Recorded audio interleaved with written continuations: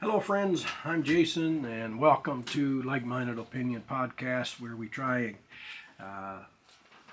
comment on some of the headlines that's in the news.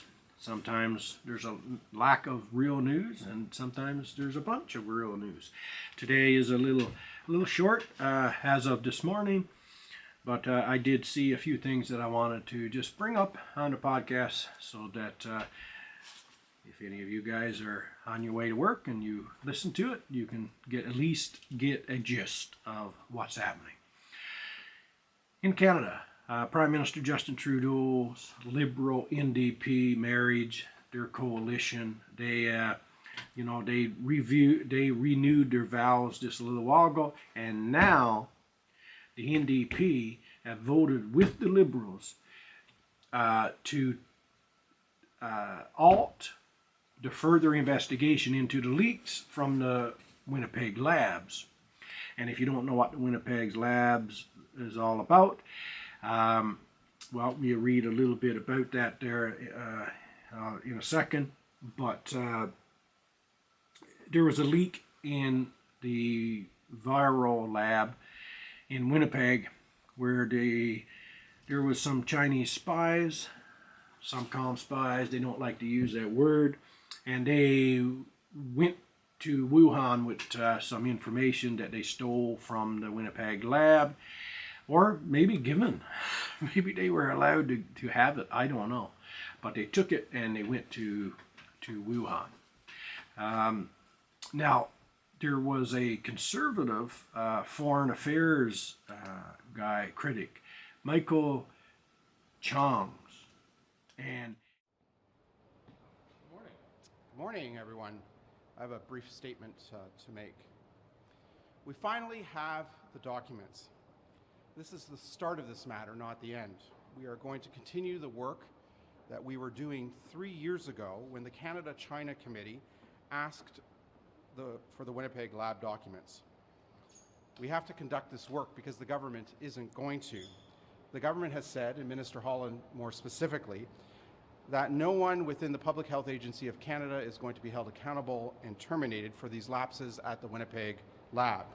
So Parliament has to hold the government accountable and do its job. This is a grave and serious matter that requires a parliamentary committee to examine. Dr. Chu clandestinely collaborated with the government and the military of the PRC and was paid by that government and military of the PRC without the Government of Canada knowing. The Winnipeg lab is part of a broader pattern of neglect of national security by this government. We have these Winnipeg lab breaches. We have the neglect of sensitive areas of research at Canadian universities that has gone on for years. Sensitive areas of research in areas like artificial intelligence, quantum computing, biotechnology, and so many other areas. We have the neglect to protect our democratic institutions in our elections, which is why the government was forced to call a public inquiry, which is ongoing. And in all of this, the Prime Minister has been absent.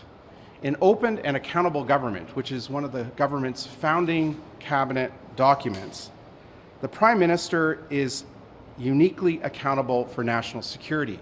That document also says that the Prime Minister alone is responsible for the machinery of government. In other words, the Prime Minister alone is responsible for the flow of intelligence and information between the different agencies and departments of the government of Canada. You put in a motion to probe into the transfer of confidential viral strains by Dr. Jingui Kui and her husband Kending Chong. I'm not going to pretend that I said that correctly, but you get the idea. So the duo lost their security clearances at the National Microbiology Laboratory in Winnipeg back in July of 2019 and were subsequently dismissed in January 2021. And the current whereabouts remain unknown, according to the Globe and Mail.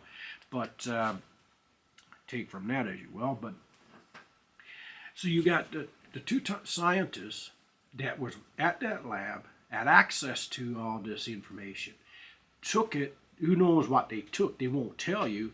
But the 600 or whatever pages of documents that have been collected from CSIS and so on. They took that and went to Wuhan. We all know what Wuhan is. We've never heard of it before until the pandemic, and they say that's where the virus, the COVID-19, started. So that's interesting. But the NDP, you can thank the NDP and the Liberals for making sure that that will never come to the light of day. And along with, it just goes into the proverbial rubbish bin with all the other scandals. So, tough titties to the public. That the Jim, I mean Trudeau's Jim, not Freeland, but Mark Allen, the Minister of Health. The vaccines that happened during the pandemic, but whether or not they're mRNA or not, are a miracle of science. They saved tens of millions of lives. And so the fact that that's been politicized is deeply concerning, and we're seeing the effect of that. So first and foremost, I want to take myself out of that conversation. He's a Jim. You should watch him. You should follow him because, he's the epitome of wisdom. But he is saying that the COVID-19 vaccines were a miracle. They were a miracle of science. They were a miracle worker. Regardless of whether they were the mRNA or whatever, it could have been horse shit. It don't matter what was in it. He said that they were miracle workers. They were a miracle of science, and he emphasized their role into saving tens of millions of lives that would have been guaranteed to have died if they didn't get this vaccine. I don't know how they can come to these conclusions, but that is that's the gospel according to Mark Allen. I mentioned these 600 and something page documents. Well, that was released by CSIS. And again, getting back to that topic in Wuhan and Winnipeg lab, they said that the doctor was fired, and there's evidence that they gathered, and it's they worked with Dr. Xia Zhengli on a synthetic bat flarovirus project at the Wuhan Institute of Virology, where COVID-19 is believed to originate. So what they're saying is they looked in. That's like, excuse me, that's like the FBI, right? That's Canada's version of the FBI. And so they found out, they had evidence of 600 and something pages of evidence that they did go and they did work in the Wuhan Institute on a form of bat virus. So what else do you need, right? If that's the case, why cover it up? Let the people know. I think it's much deeper than that. I think when it's uncovered, I think a lot of people is going to have egg on their face. Switzerland have opened up their first clinic for TikTok addictions. So addicts can go and check in and get help. And, TikTok is a real thing, right? But TikTok addiction is without a doubt a real thing as well.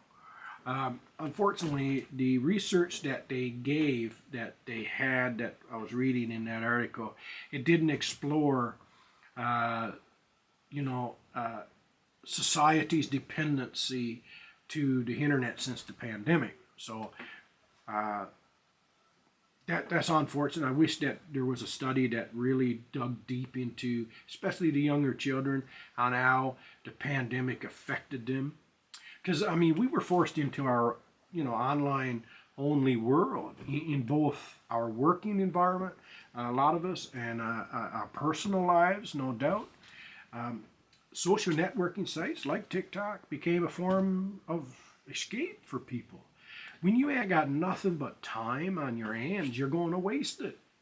What else you going to do, right? So especially the younger generation, what started out as a harmless, wasting time, just enjoying, a bit of TikTok, quickly developed into something more serious. And that's the article I was reading in the Independent. But yeah, I mean, we were locked up in our houses. We were, so you had TV, and you had the internet, and the younger generation really did have,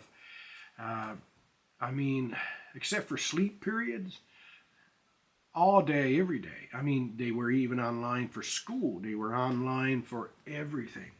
So, unfortunate. It done a lot of damage, that pandemic. Done a lot of damage to our younger generation.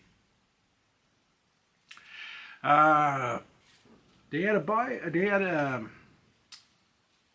federal by-election in Durham, and the people spoke, and they elected a candidate, a conservative candidate, Jamel Giovanni, and he clinched the federal by-election in Durham, and I think that was yesterday. So that's adding to a cohort of millennial politicians. That's in Parliament. And now he's going to be joining, obviously, Pierre Poilievre is leader in the House of Commons. My motto is, if you don't vote different, you're not going to get anything different. So it's only insanity, as they say, to do something over and over and expect a different outcome. So I would have liked seeing Maxime Bernier, a candidate for the People's Party in there, but we take it. CNN is talking about today, Super Tuesday, the day when 16 states across the U.S. have their primary elections, and the view of the 2024 presidential race gets a little clearer, right?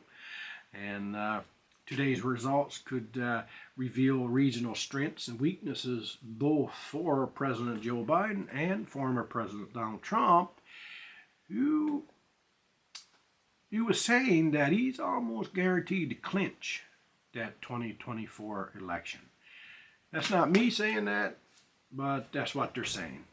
And if mainstream media kind of hints around that Donald Trump is winning just by a bit, I think you could add on 10 times that, because they would rather tear out every hair on their head than to admit that Donald Trump is winning or doing anything good. So yeah, we'll wait and see.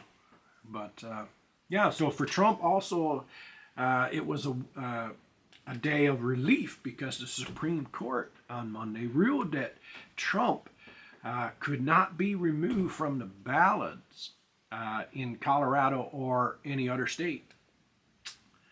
A lot of people didn't like that. I can imagine what Whoopi Goldberg was saying on The View. Let's look at a scenario where the Supreme Court says, yes, he has all those rights. He is immune from everything. Yeah. You know what Joe Biden could do since he is presently president?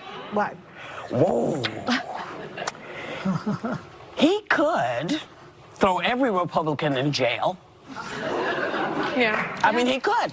I mean, no. This is not a good thing. Because he'd have totally, he could go. What this means is he could do anything. First of all, where was the fifth Yenta? Oh boy, I can imagine. There's no love lost between these two. That's for sure. Gaza, I'm going to wrap it up here, but Gaza, the United Nations, there was a team from United Nations, and they said they found clear and convincing information that hostages in Gaza were sexually abused. And the UN Special Envoy on Sexual Violence said there were reasonable grounds to believe that such violence is ongoing. However, the UN team was not able to meet with any victims of sexual violence from Hamas' October 7th attack, so that don't surprise me. Whatever side controls the media and information is the side that wins. But yeah, it's unfortunate that all that stuff is happening over there. I mean, Gaza is, yeah, it's terrible. It's just war of any kind is terrible. But yeah, this one seems to be pretty brutal.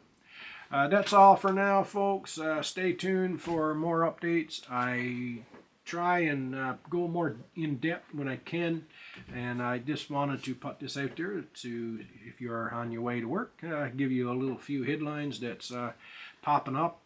I'm Jason from Like Minded Opinion Podcast. Thank you for watching, and I hope to see you again.